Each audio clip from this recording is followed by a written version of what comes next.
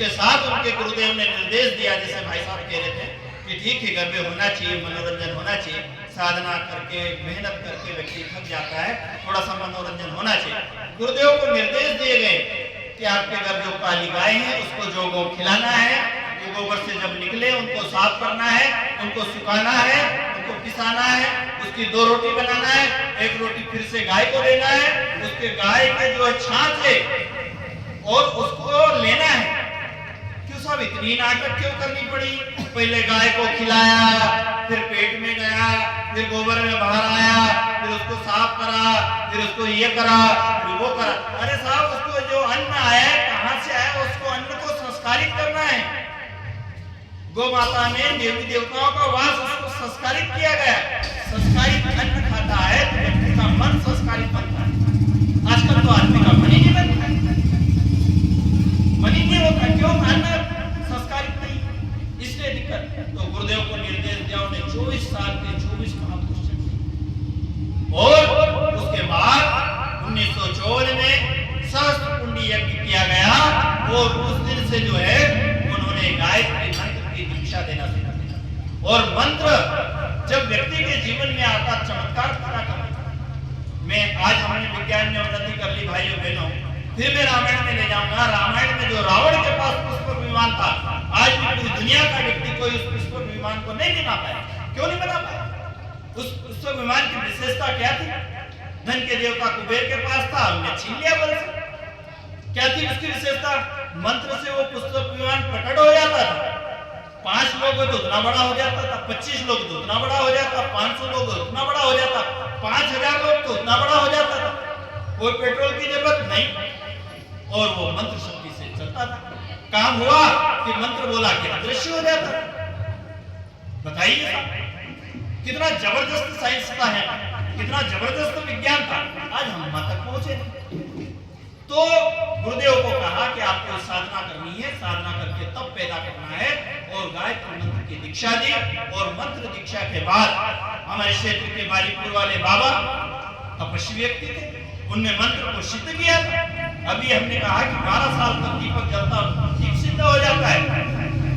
हमारे दादा बताया करते कितना सत्य पता है, उन्हें हमको बताया था 1 साल तक आपको आकाओं के पेड़ में पानी डालना है, जो विद्या है तांत्रिक बताई थी। उसके बाद बोले आपका एक तंत्र मंत्र सिद्ध हो जाएगा।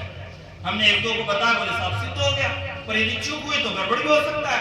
बालीपुर वाला बाबा ने बड़ी तपस्या की थी, गजानन बाबा सिद्ध साधक थे, उन्होंने तपस्या की, लोगों को चमत्कार बताया।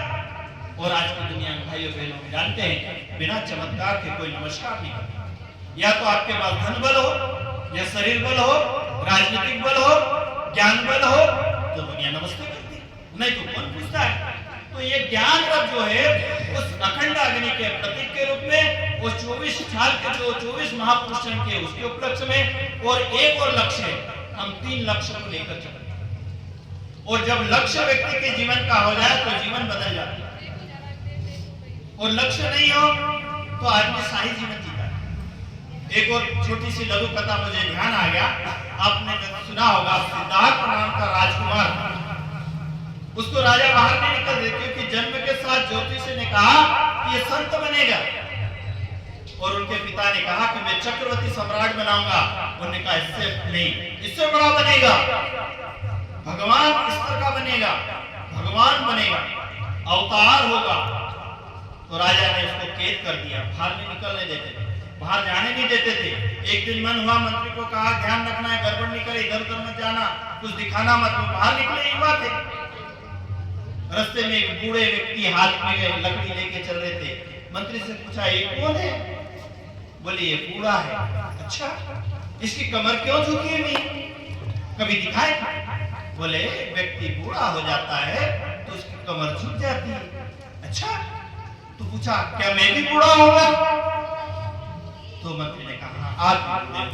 अच्छा, और थोड़ी आगे चले, एक पेड़ के नीचे और बूढ़ा बैठा था, बीमार, वो करा रहा था, बुखार था। पूछा ये कौन है? बोले ये बीमार है। तो पूछा क्या मैं भी बीमार होगा? उन्होंने कहा बीमारी किसी को भी आ सकती है, इंसान है बीमार, इसमें कोई भाई बहन बैठे जो कभी बीमार नहीं होते, वो तो हाथ ऊंचा करो, हम उसके दर्शन कर ले। है कोई? नहीं कोई है ना। नहीं तो मेरा शक हो भाई कोई कह देखो मैं अभी तक नहीं हो गया है ना। पूछा कि वो भी बीमार होगा? बोले हाँ हो गया।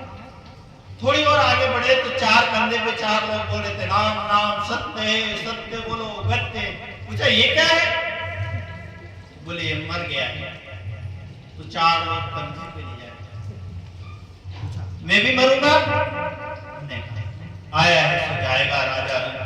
उन्होंने कहा जो भी आए उसको मरना है। और उसी समय उसको बोध हो गया और मन से निकला बुद्धम शरणम गच्छामि, संगम शरणम गच्छामि, धर्मम शरणम गच्छामि। मैं बुद्धत्व को प्राप्त करूंगा, धर्म के शरण पे जाऊंगा और दुनिया को संगठित करूंगा। ये मेरा जीवन का लक्ष्य। बोध हो गया। भाई बहन जितने बेटे गुरुदेव ने पुस्तक लिखी उनसे जो 50 के कुछ ज्यादा संख्या लिखी 50 की हो भाई। हमको कब बोध होगा? हमको भी जाना, आपको हमको सबको जाना। एक दिन जाना विदा होना। तो हम 3 लक्ष्य लेके चले। अखंड अग्नि परम पूज्य गुरुदेव का महापुरुषण 19 सितंबर 1926 को एक देवी अवतरण हुई जिसको हम भगवती देवी शर्मा कहते हैं, जिन्होंने गुरुदेव के अभियान को आगे चलाया और उस अभियान को भी सितंबर 26 में 100 साल हुए। ऐसे गायत्री परिवार के पास 300 वर्ष बाद अभी जो आरएसएस भी अपने 100 वर्ष पूर्ण करके शताब्दी वर्ष मना रहा है। भाई अगले 100 वर्ष हम इस जन्म में तो नहीं, एक जन्म लेके और भी लौटे 100 वर्ष को मनाने का सोचा। तो ये अवसर आपके हमारे सामने आया है। तो इस अवसर को हम गांव-गांव प्रचार प्रसार के लिए पहुंचा रहे हैं कि साहब ये नवरात्रि का पावन पर्व है।